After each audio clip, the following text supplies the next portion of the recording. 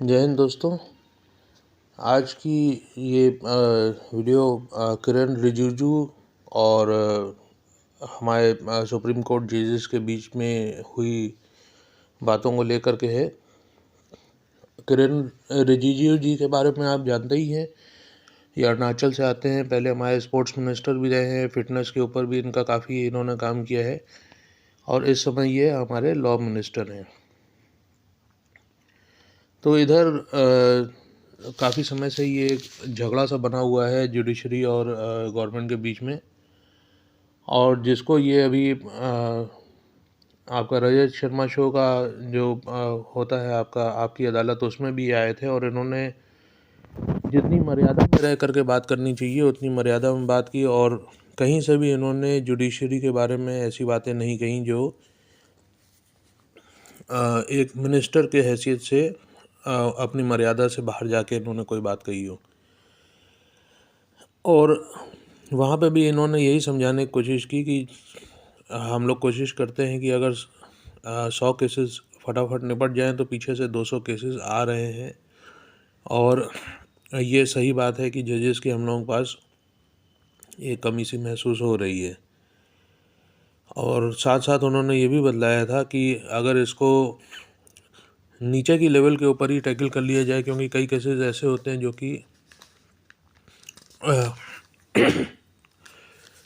जो कि मतलब हायर कोर्ट्स के अंदर आने की उनकी ज़रूरत नहीं रहती है, वो वहीं पे ही निपटाए जा सकते हैं। इस बारे में भी इन्होंने जानकारी दी थी। अब कल भी मैंने एक वीडियो डाला था जिसके अंदर जुडिशरी जो है कुछ ज़्यादा ही आगे बढ़ के क्रीज से बाहर निकल के खेल रही है। मैं तो कहता हूँ अपनी हद से, जो उनकी हद है उसके अंदर से थोड़ा सा बाहर चल रहे। तो ये अभी आज भी एक खबर छवी है वो जो मैं आपको दिखा रहा हूँ। इसके अंदर जस्टिस संजय किशन कौल हैं और जस्टिस अभय एस ओका है, जिन्होंने कल ये बात बताई थी कि हमें ऐसे कदम उठाने पड़ेंगे जो फिर आपको हजम नहीं होंगे। तो आज भी देखिए, कल जो इन्होंने ये इतनी मतलब छोटी बात कही है इतनी बड़ी संस्था के ऊपर बैठे लोगों ने, और उसका किरण रिजिजू जी ने कितना सुंदर इसके अंदर जो है जवाब दिया है। और मैं तो कहूँगा कि अगर थोड़ी सी भी उनके अंदर ज्ञान है उनके अंदर, तो वो इस बात को पूरा बहुत समझदारी से समझेंगे। इसको मतलब एज अटैक नहीं समझेंगे, और इसको बहुत ही समझदारी से समझने की कोशिश करेंगे कि हम सारे ही लोग यहाँ पे सेवक हैं, तो हम लोग सेवक एक दूसरे के ऊपर कोई वार्निंग नहीं दे सकते, कोई ऐसा थोप नहीं सकते किसी के ऊपर। दोस्तों, मैं आपको जुडिशरी के बारे में एक और भी बात बताना चाहता हूँ कि अभी हाल ही में जो है एक 82 साल के आदमी को जो है 1 साल की सज़ा हुई है, और कुछ 100-200 रुपये की ब्राइब का मैटर था।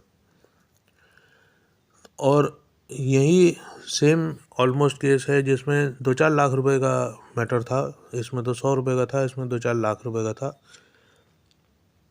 और इसके अंदर कोर्ट ने बहुत ही सहजता से बतला दिया कि इतनी छोटी ब्राइब के मैटर को जो है रिगार्ड नहीं किया जा सकता है।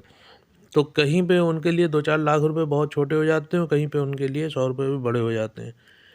100 रुपये में 82 साल के आदमी को 1 साल की कैद हुई है और 15,000 रुपये उनके ऊपर जुर्माना लगा है। तो ये भी केस आप देख ही रहे हैं साथ साथ। तो ऐसा डबल स्टैंडर्ड जो जुडिशरी में आ गया है, जो हमारे अभिषेक उपाध्याय जी भी कहते हैं कि भाई हमारे पास इस चीज़ के बारे में कुछ जानकारी नहीं है, कोई राइटअप ही नहीं है, तो भाई जज जो कुछ भी लेगा,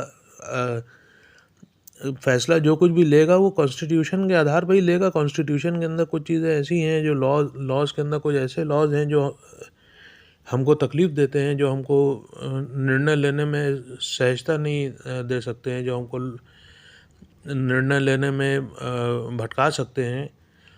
तो उसको अबॉलिश करके नए लॉज लाने की ज़रूरत है। ये मुहिम जो है अश्विनी उपाध्याय जी चला ही रहे हैं। तो ये सब अभी तक के जो है मामला आया है। जो कल का मैंने वीडियो डाला था उसका ये आज उसका फर्दर आप लोगों के लिए जानकारी है। होप आप लोगों को पूरी बात समझ में आ गई होगी। और इस न्यूज़ से आपको एक चीज़ और भी जानकारी मिल रही है कि जो राम जन्मभूमि के मैटर के अंदर बोल रहे थे कि कोर्ट का आदेश बड़ा कि जो है जनता की भावना बढ़ी, तो ये इस केस में किरेन रिजिजू ने ये भी साफ कर दिया कि जो जनता की भावना होती है, क्योंकि जनता ही यहाँ का मालिक है, हम सब लोग यहाँ के नौकर हैं, तो जनता की भावना को जो है समझना ये एक किस्म से जुडिशरी का फ़र्ज़ भी है। तो जो लोग कहते थे कि राम मंदिर केस के अंदर सुप्रीम कोर्ट ने जो है पब्लिक की सेंटिमेंट्स का ध्यान रखते हुए फ़ैसला दिया है, तो उसको भी आज किरेन रिजिजू जी ने बिल्कुल साफ कर दिया है कि जनता की भावना सर्वोपरि इस वजह से क्योंकि इस देश के अंदर डेमोक्रेसी है और जनता की भावना ही वो जो है वो सर्वोपरि है। और बाकी आगे भी उन्होंने यही कहा कि अगर कोई भी चीज़ की क्लैश हमारे आपके बीच में है तो उसके लिए हमारे पास कॉन्स्टिट्यूशन है, और कॉन्स्टिट्यूशन के अंदर हमको सारी चीज़ें बता दी गई हैं कि हमको ऐसे समय में किस तरीके से एक्ट करना है। तो बहुत साफ़ सुथरे तरीके से उन्होंने अपनी जिम्मेदारी का निर्वाह करते हुए, सही शब्दों का प्रयोग करते हुए बहुत अच्छे तरीके से अपनी बात को रखा है।